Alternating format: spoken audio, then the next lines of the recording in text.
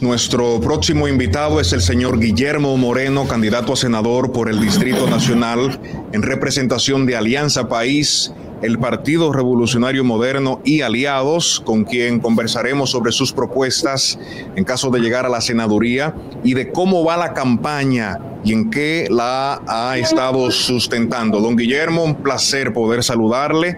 Bienvenido a Esto No Tiene Nombre. ¿Cómo van las cosas? Muy buenas tardes. Me siento muy complacido de esta invitación y de poder compartir contigo, Ángelo, y con los demás integrantes, con Giralba cuando se integre y con Roberto. La cosa en la campaña va muy buena, va muy bien. Qué bueno. Qué bueno. Háblenos un poquito de cómo ha sido esa interacción entre Alianza País y los dirigentes del Partido Revolucionario Moderno en estas últimas semanas. ¿Qué se espera en los próximos días? Y cómo ha sido, reitero, la acogida tanto de parte de esa dirigencia como de la gente en los mano a manos, los encuentros que se hacen, las actividades. ¿Cuáles son las expectativas en este momento? En primer lugar, debo señalar que estoy sorprendido de la sinergia que se ha producido entre nuestro partido, Alianza País, y el Partido Revolucionario Moderno. Ha habido una empatía que se ha puesto de manifiesto en cada uno de los actos que hemos realizado, que son muchos, ya tanto en la segunda y en la tercera circunscripción. Hemos realizado actos con toda la dirigencia del Partido Revolucionario Moderno, y en cada uno de estos actos es manifiesto el entusiasmo y es manifiesta la identidad con nuestra candidatura. Lo mismo nosotros desde Alianza País y yo personalmente puedo señalar lo bien que me he sentido con el trabajo y con el desarrollo de la campaña junto con el PRM. Debo señalar también que además del PRM, con los otros partidos de la coalición, por ejemplo, hoy mismo teníamos un acto que nos pusimos, participé en el local de País Posible, donde precisamente como ellos han asumido la candidatura, también con ese acto ya formalmente se integran a todo lo que es la campaña por la senaduría del Distrito Nacional, que ellos asumen y apoyan y van a participar directamente en cada uno de las actividades que realicemos. Ahora estamos comenzando ya una etapa que ya llevamos por lo menos una semana, que es de visita a los distintos territorios. Esta ya es una etapa en la que hemos pasado de los actos internos con dirigentes del PRM a las actividades directamente con la gente en las distintas zonas, en mano a mano, en bandereo, en visitas puntuales con dirigentes y con personalidades de cada uno de esos territorios. Es una tarea que nos va a tomar y va a ir creciendo en las 6 semanas que nos faltan, 6 semanas y unos días que nos faltan de la campaña, y que habrán otros tipos de actividades, pero esta va a ser una de las tipos de las actividades más frecuentes y más demandantes que estaremos desarrollando en estas semanas. Usted llegó a presentar, como le corresponde a los candidatos presidenciales en su momento, un plan de gobierno, ¿verdad? Bastante extenso. Yo recuerdo parte de ese plan. Usted hablaba, por ejemplo, de tener una economía que se autosustentara en algunas de sus propuestas. Por supuesto, su tema cumbre es acabar con la corrupción, la rendición de cuentas, la transparencia, parte de las cosas que siempre llegó a esbozar cuando era candidato presidencial. Le preguntaba, ¿qué queda en su propuesta como senador del Distrito Nacional de esas propuestas que una vez presentó como candidato presidencial y cómo podrían estas convertirse en ley? ¿Cuáles son esos proyectos, esas iniciativas que acompañan a Guillermo Moreno de camino a la senaduría del Distrito Nacional? Te puedo señalar que La ventaja de haber sido candidato presidencial y por tanto haber tenido que asumir una agenda país, la ventaja que eso tiene es que me ha permitido a mí tener una visión de país que es sumamente importante para un candidato, en este caso para un legislador, porque en el Congreso se presentan, como es un órgano colegiado, en el caso de los diputados, 190 diputados, y en el caso del Senado, 32 senadores, y por tanto hay una cantidad importante de actividad legislativa en todos los temas.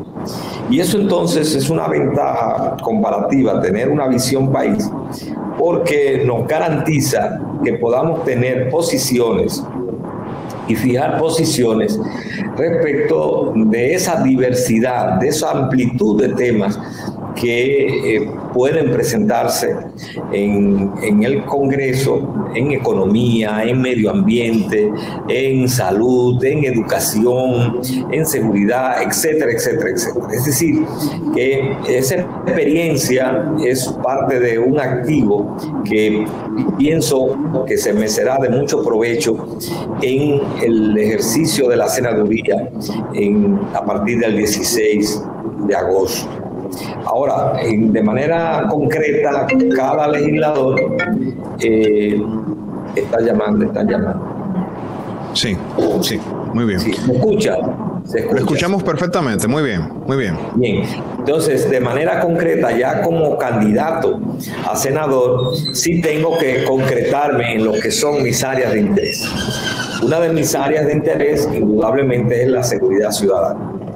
Y en ese sentido, uno de mis propósitos es, desde el Senado, impulsar todo lo que está haciendo el Poder Ejecutivo en materia de reforma policial, que es parte de la estrategia para enfrentar la inseguridad. Todo lo que está haciendo el Ejecutivo, yo quiero desde el Senado entonces ya trabajar la reforma policial en lo que respecta a nuevas leyes o modificación de las existentes, como parte de mi contribución, de esa preocupación que tengo por el tema de la seguridad ciudadana. Pero no solamente eso, también el tema de determinadas reformas judiciales en lo que tiene que ver con la administración, sobre todo de la justicia penal. Porque una de las situaciones que se presenta en nuestro país es que la justicia no solamente que es una percepción, sino que es una realidad, tiene mucha porosidad. Esa porosidad hace que para los ciudadanos la justicia penal es como una puerta giratoria donde el imputado, aquel que es imputado de un delito, entra por una puerta y ahí mismo gira y sale, casi con la misma facilidad con la que ingresa. Nosotros tenemos que hacer más eficiente la administración de justicia. Tenemos que lograr que precisamente haya la posibilidad de enjuiciamientos, de investigación y enjuiciamientos oportunas, para que en aquellos casos en que los medios de prueba así lo determinen, la sanción pueda ser también aplicable en un tiempo razonable y no haya esa situación de indefensión en que se encuentra la ciudadanía, que incluso hace que muchas personas que son objeto de delitos no le vean ninguna importancia a ir a poner una denuncia o una querella, porque tiene el convencimiento de que o no se va a investigar adecuadamente o en la justicia el imputado va a salir fácilmente. Otra área que quiero trabajar dentro del tema de la seguridad ciudadana es un sistema de protección y de representación de las víctimas. Y esto tiene mucho que ver con el derecho de las víctimas de los delitos, el derecho de acceso a la justicia y también el derecho al resarcimiento.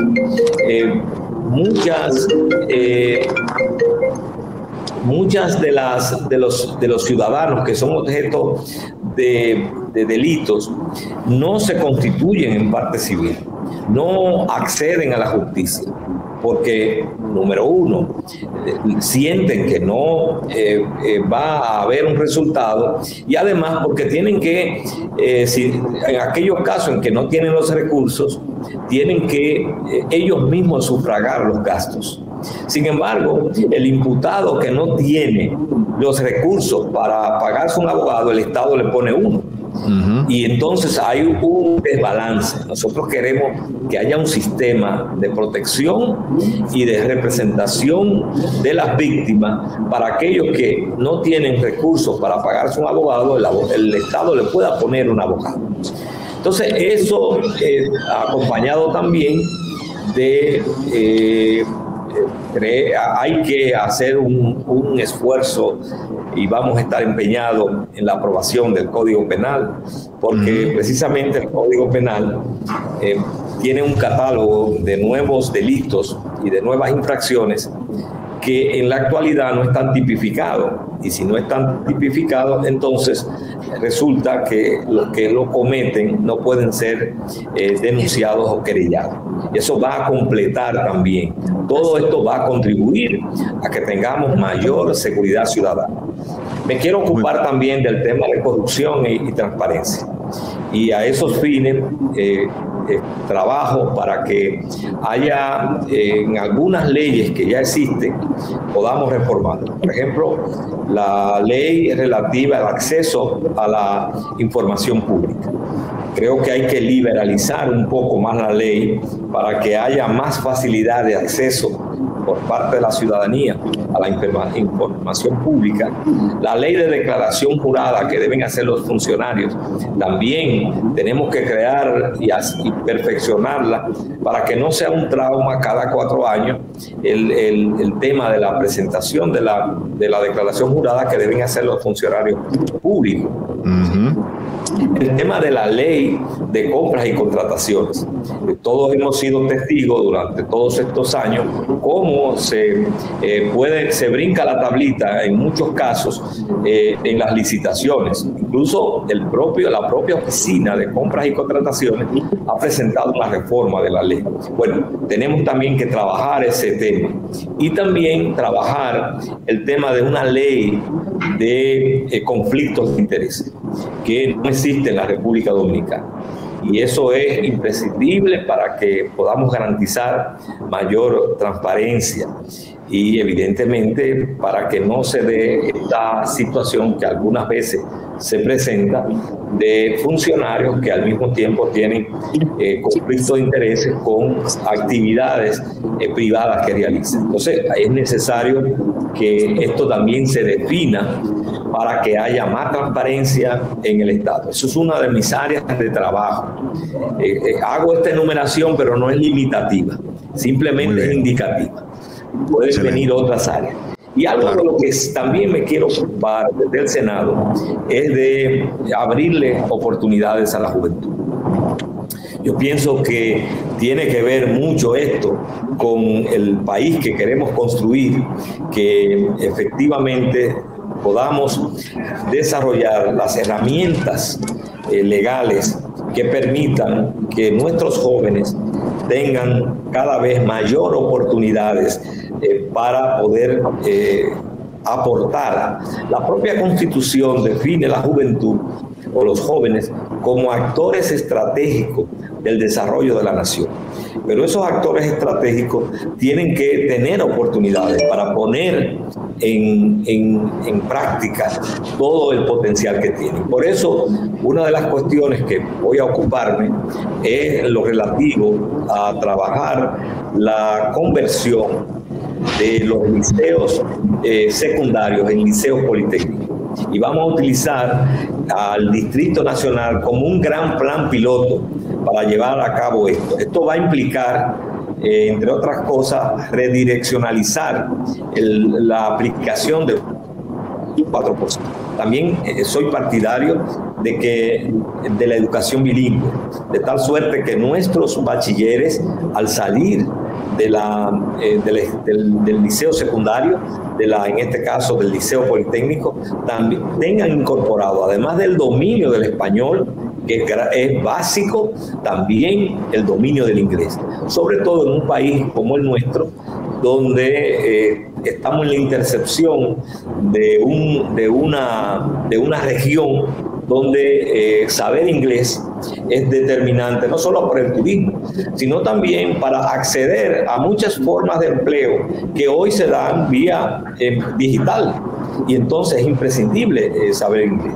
Vamos también a impulsar una ley de emprendimiento juvenil para apoyar con créditos, con asesoría, en gerencia, a todos esos jóvenes que tienen una idea, un sueño que realizar en su profesión, sea técnica o sea profesional, y no tienen muchas veces el apoyo para emprender. Vamos también a impulsar, que ya hay una ley en el Congreso y nosotros queremos retomar esa ley, también hacerle algunos aportes para el primer empleo. De tal suerte que podamos garantizar que haya esa oportunidad para nuestros jóvenes de poder acceder a un primer empleo en el momento en que tiene las condiciones para poder hacerlo.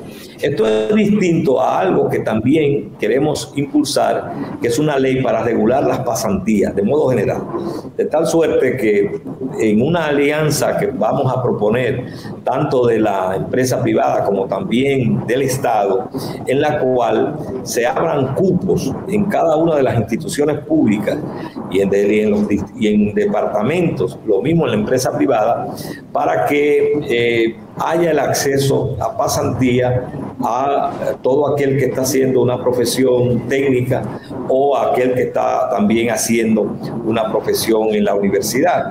Hoy día tenemos algunos ejemplos de pasantías, como es el caso de los médicos, pero eso tenemos que generalizarlo. ¿Por qué? Porque la pasantía, sea que esta dure 3 meses o dure 6 meses, no solamente es una forma de poner en práctica el conocimiento adquirido, sino también es una forma de ganar experiencia, y en muchos de esos casos la pasantía es un pasaporte para que pueda inmediatamente termine su carrera, alcanzar un trabajo. Usted ha sido muy frontal con el tema de la corrupción y la impunidad. De llegar a la senaduría del Distrito Nacional, traspasaría, se convertiría en alguien que, ¿verdad?, enfrentaría al gobierno en este tipo de temas, a pesar de la alianza. ¿Mantendría su posición? Debo señalar lo siguiente. Nosotros, lo primero es que como senador, nosotros no tendremos funciones judiciales, ni funciones de fiscal. Ahora, nosotros tenemos una línea de combate a la corrupción y a la impunidad, por la conciencia que tenemos de lo dañino que es para un país, y sobre todo porque se termina dañando la democracia. En ese sentido, desde el Senado mantendremos siempre la misma línea de conducta y de enfrentar cualquier situación de corrupción. Nadie, absolutamente nadie, está por encima de la ley. Y todo aquel que viola la ley tiene que responder ante los órganos judiciales y recibir la sanción sobre la base de las pruebas administradas por los investigadores y la sanción que le establezca el juez. Eso tiene que ser una ley, un axioma en un Estado democrático. Nadie puede estar por encima de la ley. Y no podría yo, bajo ninguna circunstancia, propiciar de ninguna forma que alguien que haya violado, que se haya enriquecido ilícitamente, que haya dispuesto de bienes públicos de manera ilícita, pueda ser protegido para que no reciba la sanción. Muy bien. Finalmente eso nos engrandece a todos, y además permite fortalecer nuestra democracia. Recuérdense que nosotros podemos ser aliados, pero no somos cómplices. Nosotros hemos hecho una alianza, pero no una complicidad. Y en ese sentido, igual que como siempre he predicado, el que viola la ley debe responder por esa violación. Excelente. En el caso de los contratos de préstamos, el Congreso de la República tiene el compromiso de validar lo que acordó el Poder Ejecutivo, sea a través del Ministerio de Hacienda, con una entidad bancaria del exterior. ¿Cuál será la posición de Guillermo Moreno? La oposición actual ha criticado mucho al actual gobierno porque toma muchos préstamos. Igual el gobierno actual, los que son del gobierno actual cuando estuvieron en oposición, cuestionaban también a quienes estaban en el poder en su momento. ¿Cuál es la posición de Guillermo Moreno en torno a tomar un préstamo? Sí, ahí se perdió un poquito. No se está entendiendo. Sé que está hablando de préstamo, pero no se está entendiendo la pregunta. La posición de Guillermo Moreno sobre los préstamos. ¿Se deben o no? ¿Cómo manejarlo? ¿Cuándo sí y cuándo no? Bueno, digamos que mi posición frente a los préstamos no es que todo préstamo sea malo. Todo tiene que ver mucho con el destino. Hay préstamos que contribuyen de manera positiva al desarrollo, que contribuyen al fortalecimiento democrático y por tanto son préstamos que tienen un tipo de rendimiento. Hay préstamos que tienen también la ventaja de que al mismo tiempo vienen atados a mecanismos de transparencia, que vienen atados también a mecanismos de protección del medio ambiente. Digamos que ese tipo de préstamos pueden ayudar bastante. No solamente es el aporte monetario, el aporte en dólares, sino también que ese tipo de préstamo contribuye más allá del monto de dólares que entrega a la República Dominicana. Ahora, lo que sí tenemos que oponernos y, digamos, rechazar son los préstamos basura. Esos préstamos que se utilizan para financiar campañas electorales, esos préstamos que se hacen y caen en condiciones de realidad que permiten que las obras o que se tomen, y entonces lo que vienen es alimentar la corrupción. En ese sentido, nosotros tenemos que rechazar eso que estoy llamando préstamo basura. Un ejemplo de ese tipo de préstamo fue el préstamo en el caso de la Sonlan, en el cual fue un dinero que se tomó durante el gobierno de Leonel Fernández y con ese préstamo lo que se utilizó para financiar campañas, y todavía es la hora que no sabemos el destino de esos préstamos. Entonces se manejó con unos niveles de discrecionalidad y además permitió la corrupción, que entonces eso sí es una carga onerosa, que además de que ahora hay que pagarlo, y hay que pagarlos con los impuestos que pagan los ciudadanos, esos préstamos basura, al mismo tiempo, con esos préstamos lo que hacen es engrosar los bolsillos de 2 o 3 funcionarios corruptos que se alimentan de esos préstamos. Entonces, ese tipo de préstamo es nocivo y es dañino para una sociedad. Dicen algunos opositores que se toma un préstamo para un fin y se utiliza para otro. El rol del legislador es fiscalizar. En el caso de Guillermo Moreno, ¿fiscalizaría el uso que se le dé a los préstamos que se tomen bajo su gestión como senador del Distrito Nacional? De eso puede tener la total seguridad. Nosotros hemos dicho que vamos al Congreso, entre otras cosas, a fiscalizar en serio. Y fiscalizar en serio es clave para poder tener una real división de poderes. Y fiscalizar en serio significa que así como nosotros aprobamos la ley general del presupuesto del Estado, y ahí le asignamos partidas a los distintos ministerios, así como la aprobamos, luego tenemos que fiscalizar la ejecución de esas políticas públicas, incluyendo el destino de los préstamos. Y en ese contexto es parte esencial de la labor del legislador y es parte esencial de la división de poderes. Recordemos que el legislador actúa en una esfera que es el poder legislativo, que es el primer poder del Estado, en los términos de la definición de la Constitución, y el poder ejecutivo, que es actúa en otra esfera, y en esa otra esfera es el que ejecuta, como dice su nombre, las políticas públicas. Y nosotros desde el Congreso entonces tenemos la labor importantísima de fiscalizar la ejecución de esas políticas públicas. Guillermo Moreno hablaba hace un momentito del Código Penal. El Código Penal tiene más de 20 años estancado en el Congreso Nacional, ha sido aprobado en 2 ocasiones y observado por el Poder Ejecutivo.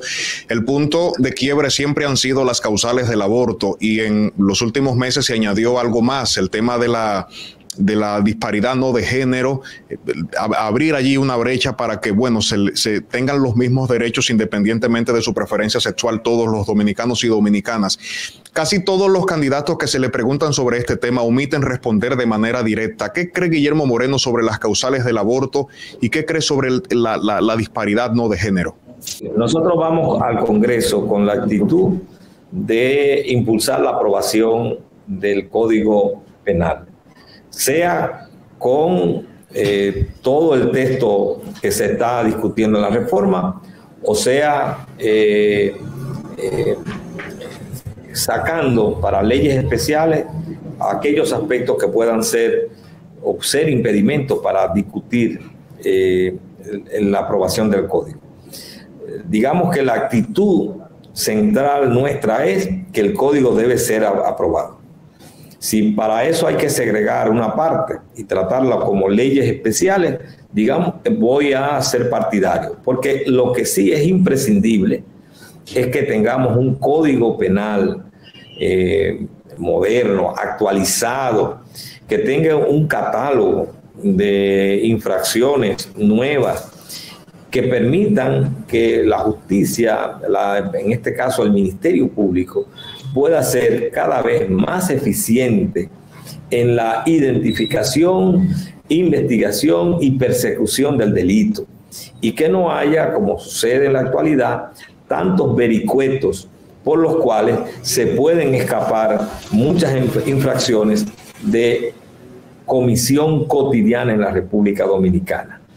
Respecto, siempre he dicho que esas situaciones de cuando está en peligro la vida de la madre, en aquellos casos en los cuales, en los casos de violaciones, en estos casos, es necesario que haya una regulación especial para esas situaciones excepcionales. Y esa regulación especial tiene que garantizar el derecho de decisión tanto de las partes. No es que la ley imponga una solución, sino que le dé facultad a las partes de tomar una decisión conforme a sus convicciones, y también que le permita un margen de actuación a los médicos para tomar decisiones. En el caso de que esté en peligro la madre, que haya riesgo de muerte, los médicos tienen que tener un margen de actuación que les permita tomar las decisiones médicas necesarias que amerite el caso, y no pueden estar enfrentando un peligro de muerte en una situación de ese tipo bajo el riesgo de que ser entonces traducido a la justicia por un homicidio y condenado a 20 años o a X cantidad de años. Entonces, en ese contexto siempre he sostenido que se requiere de una norma especial para esos casos excepcionales que garantice eso. Tanto la decisión, la libre decisión de las partes, en el sentido posible, lo mismo que ese margen de actuación que deben tener los médicos. Muy bien. Hemos tenido un poquito de inconveniente con la conectividad, pero hemos captado, ¿verdad?, la esencia de lo que nos ha estado compartiendo Guillermo. No sé si Miralba tiene otra pregunta. ¿Cómo van las encuestas, don Guillermo? En las encuestas que nosotros manejamos estamos muy arriba de nuestros competidores. Y eso va y seguimos creciendo, porque ahora hemos entrado en una fase que va a arrojar todavía mayor apoyo, porque entramos a la fase de la presencia en los territorios, que aunque hemos tenido presencia en los territorios, hemos estado también cumpliendo un espacio en el cual hemos estado realizando actividades con los dirigentes del Partido Revolucionario Moderno y con los dirigentes de los partidos aliados, y hemos estado realizando actos con esa dirigencia.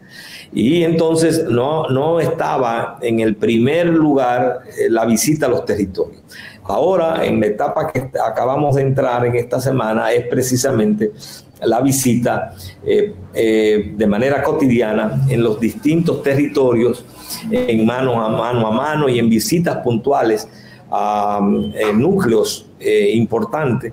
Y eso entonces tiene que todavía fortalecer más la candidatura y evidentemente nuestra posición en las encuestas.